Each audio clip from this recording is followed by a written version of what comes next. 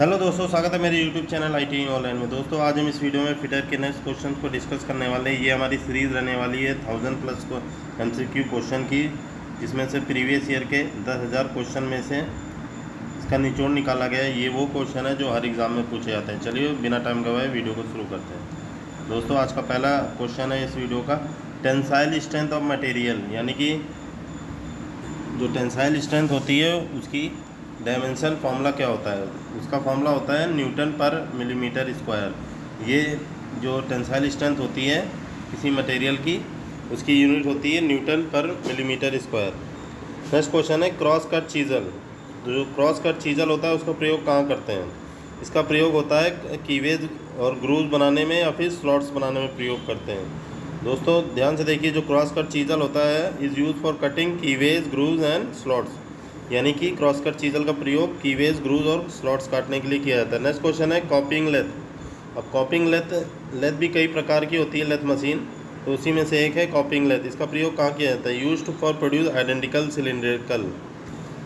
तो यानी कि आइडेंटिकल मतलब होता है एक जैसे कई सिलेंड्रिकल पार्ट बनाने के लिए इसका प्रयोग किया जाता है।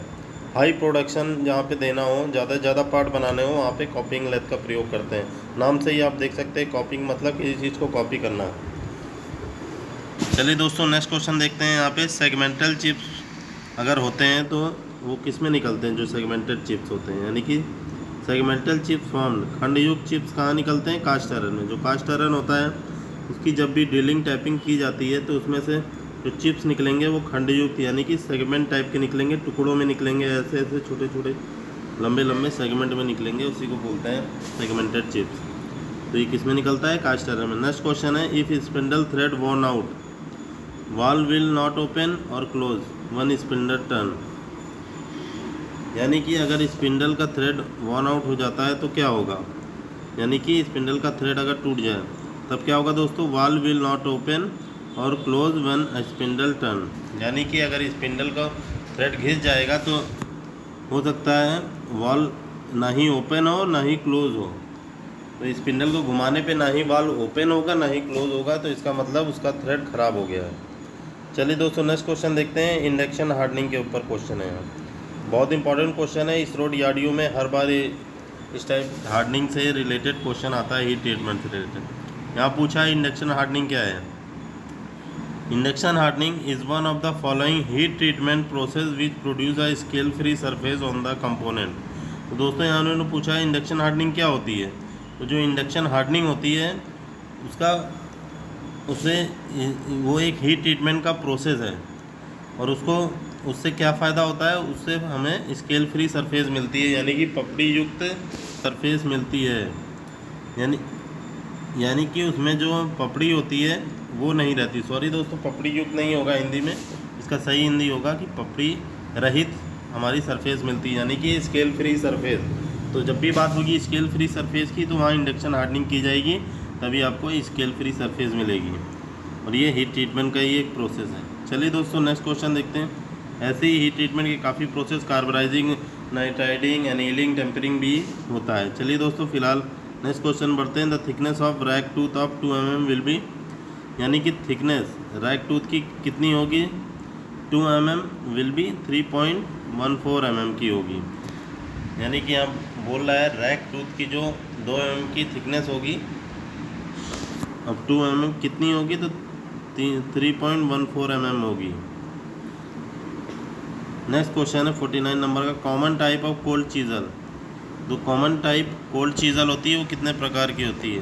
तो कॉमनली सामान्यतः हम यूज़ करते हैं कोल्ड चीज़ल, फ्लैट चीज़ल होती है, cross cut and half round nose chisel होती है।